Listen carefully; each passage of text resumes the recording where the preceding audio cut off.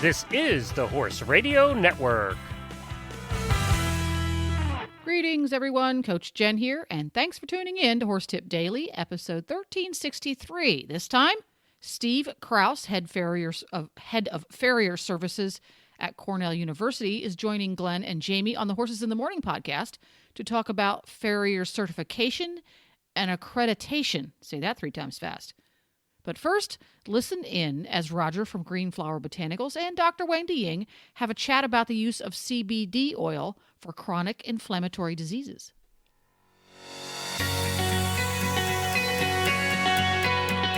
And now our own Dr. Wendy Ying speaks with Roger from Green Flower Botanicals in a series we call CBD Oil 101. Well, in our continuing series about CBD oil, we're going to discuss how to use CBD oil to treat some chronic inflammatory diseases like EPM, Lyme, and fibromyalgia. Roger, how can CBD oil help us with these problems? Well, again, Wendy, CBD, again, probably one of its big claims to fame is its anti-inflammatory properties and anti-anxiety properties. A lot of people know about that. So it can be very effective for the type of issues that you're talking about. But also along with that, some people don't really recognize that CBD or cannabidiol, as it's actually the long form name, is a neuroprotectant. And so it works with the central nervous system, in the limbic and paralimbic system in the brain, and can be used, and it can be highly successful for all kinds of neurodegenerative conditions as well. Yeah, like the fibromyalgia in people and Lyme disease and EPM, that's all, we think about those as neuro diseases, but also it's an inflammation of the nerves that's causing them to malfunction.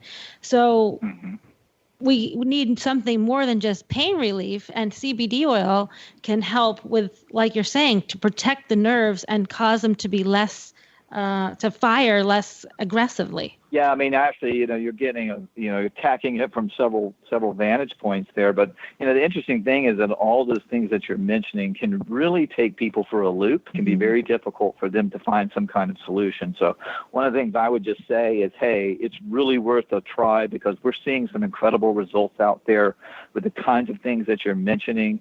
And if you're struggling and you can't find anything and everything you're trying is not working, do yourself a favor and get a hold of some CBD oil because it really could be a game changer for you.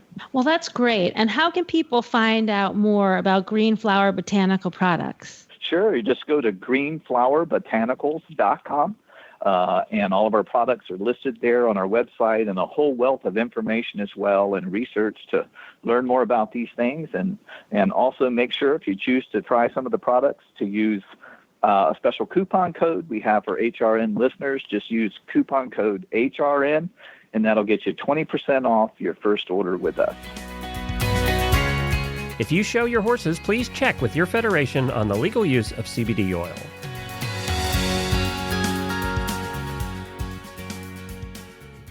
All right, let's go to our first guest, and that is our only guest actually today, and that's going to be Steve Kraus, head of Farrier Services, a lecturer in the Large Animal Surgery Department of Clinical Sciences at Cornell University. His entire business card is taken up by his title. Well, hi, Steve. Welcome back to the show. We appreciate you being here. Good morning. How are you? Good. So now we're going to talk about something that I think confuses the heck out of most people. And some countries are different than other countries in this respect. Yes. So we're talking about accreditation and certification of farriers and licensing. Correct. Is there a requirement for a farrier to be licensed or accredited in any way, or can I just go out and start cutting horses' feet off? Yes, you can. Right. That's a simple answer because there is no licensing requirement in the United States. And the license is defined as, a document that grants you the right to do something, just like the right to drive, for instance, and so on. And so licensing occurs in Europe, and you can actually get fined and locked up in certain European countries if you are shoeing without a license. Is that right? That does not exist. and that does not exist in the United States for a variety of reasons, which we don't have time to get into. But because we were worried about some government mandate forcing some kind of untenable licensing procedure on us back in the 80s, the American Farriers Association went ahead and established the first nationwide certification program to actually, do it our way. And interestingly enough, we've had the people from Great Britain, come over and observe us at what we do, and they approved it. And now a person who is certified journeyman farrier of the American Farriers Association would be allowed to shoe horses in England if they register. Okay, well, let's back up a little. You said, obviously the association did this and put this in place to stop the legislation. And has it worked? What percentage of working farriers out there are going for this accreditation now or certification? Or have it? The certification is voluntary. So I would say it's a very low percentage because we don't really know how many people are out there shoeing horses. We can guess that there's somewhere over 30, but not more than 40,000 farriers out there. And so there's probably only several thousand farriers that are actually certified or accredited. And they do this voluntarily to improve their skills and pass a level of certification so that they can actually, be confident in doing what they do, that a body has judged this to be, worthwhile. Is part of the certification that they have to be hot? Because that seems to be a requirement No. Okay, good. All right, just checking. It can be done in the live shoeing part of it. It can be done hot or cold according to whatever you want to do. So this is not to say every horse, needs to be shod with a forge or not, but it has to be shod appropriately for whatever horse that you're given, which may require you to, shoe a horse hot. But with most normal horses that are usually presented for this, if you have the right skills, you can actually shoe the basic level cold. The other part of the AFA certified farrier is you have to present a collection of shoes that fit patterns of horses' feet with modifications, and those can only be done hot. It's funny because when I first met Jennifer, that's hot shoeing was the only thing. That's what we had, an old school farrier who was also a blacksmith, made stuff. So, hot shoeing was his thing. And I think 30 years ago, it was much more common than it is now, too. Well, I think, again, the type of horse dictates not only the type of shoes, but the methods that's used. And as you get into bigger footed horses, the only way to fit them properly most of the time is by heating the shoes. Nowadays, we have more shoes with ready-made modifications than we had 30 and 40 years ago. So if you go back 40 years, a person who could take some of the very limited shoes on the market and put a toe clip or a quarter clip on and hot fit it, that person right there was considered an expert because that was rare. Well, it's funny you talk about the different horses kind of dictate which horses will need hot fitting and so on. My farrier is a certified journeyman farrier, and she's amazing.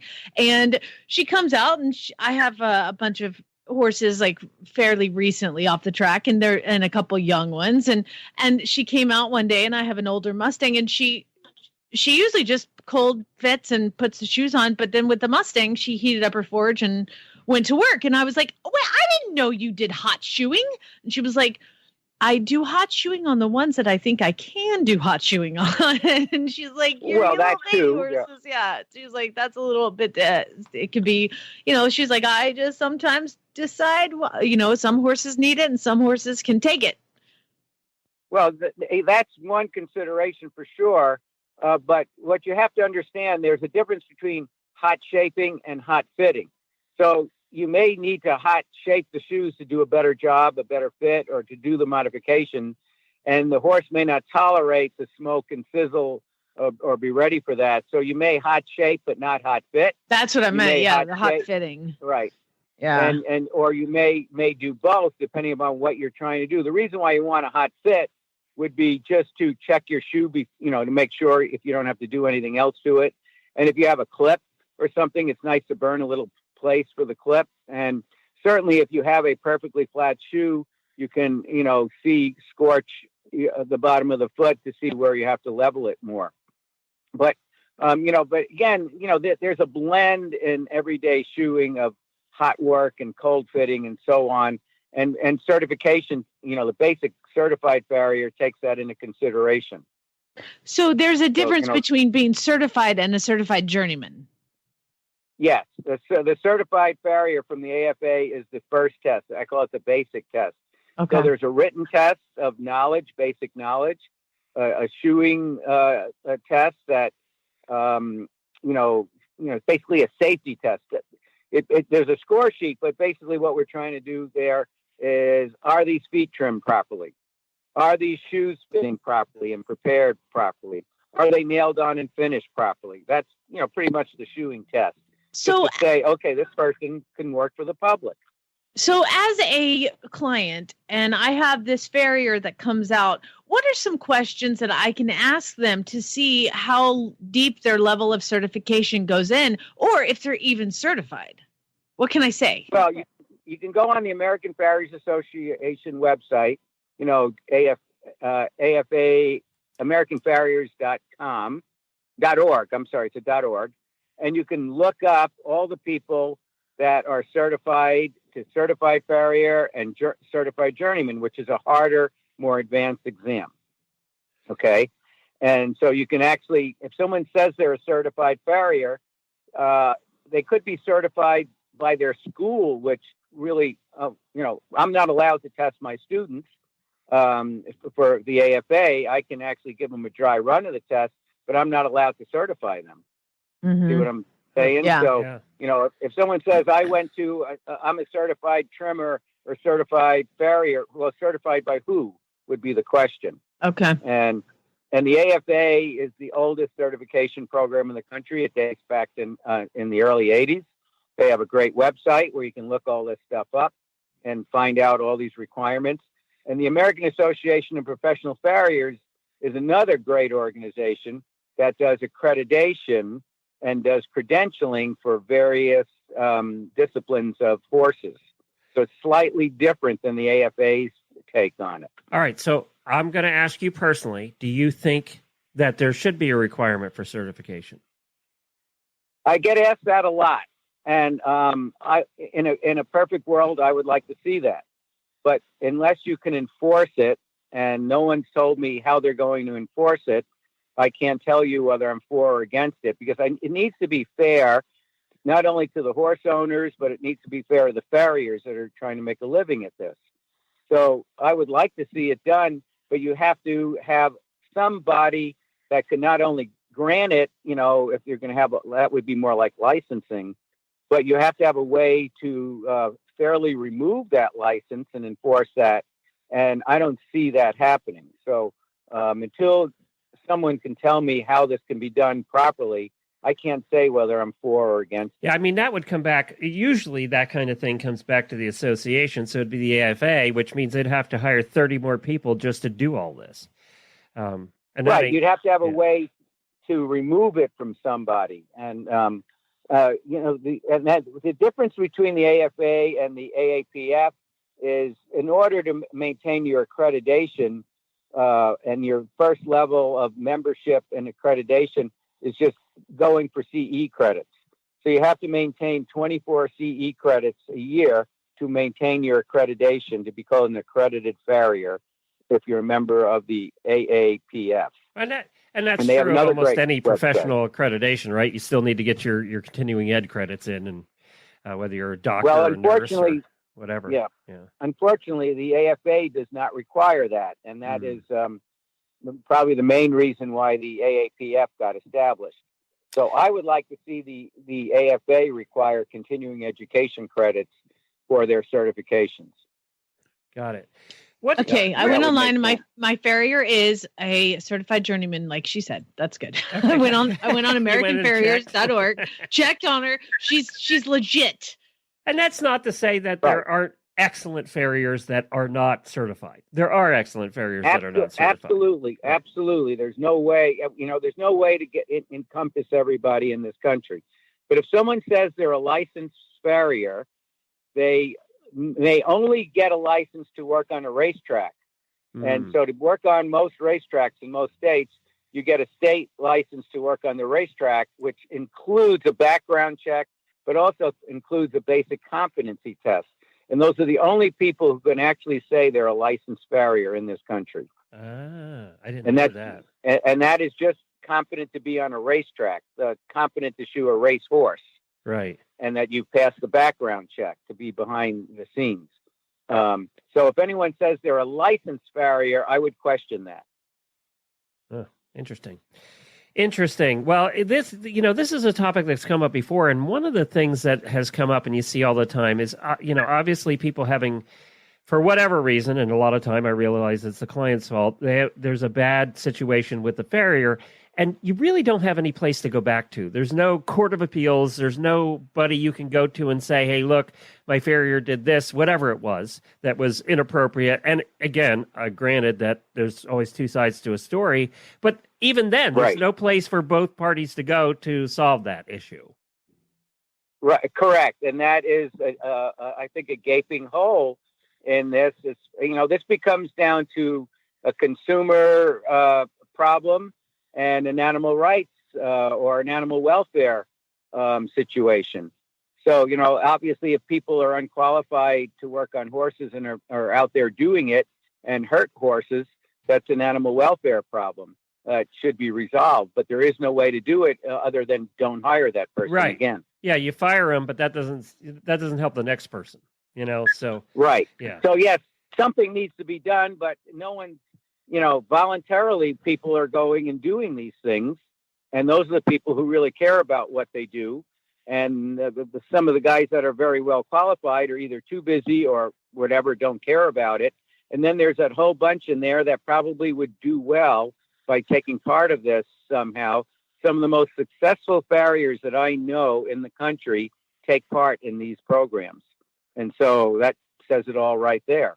And part of the thing about license or certification and accreditation is the amount of learning you do to get those letters behind your name. Well, yeah, like anything else, you're being educated. Well, it's like we talked yesterday about getting your CDL, about getting your Class A license to drive your truck and trailer, which is being required everywhere now. And Karen got hers, and she said, I learned how to back up. I learned how to do things I didn't know because I had to practice everything, so. Right. Yeah. And that's the good part about the AFA certification and the continuing education requirements for the AAPF.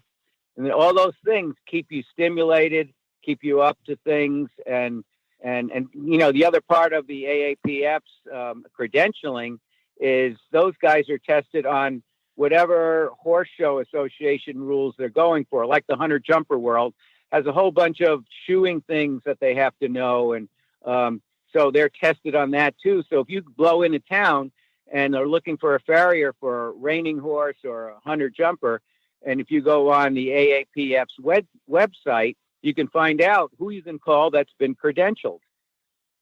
Okay. Well, this has been fascinating conversation. I really appreciate it. And look, Jamie didn't hijack it today, so we're good. Hush. So, Steve, what website can people go to find out more about you and what you do?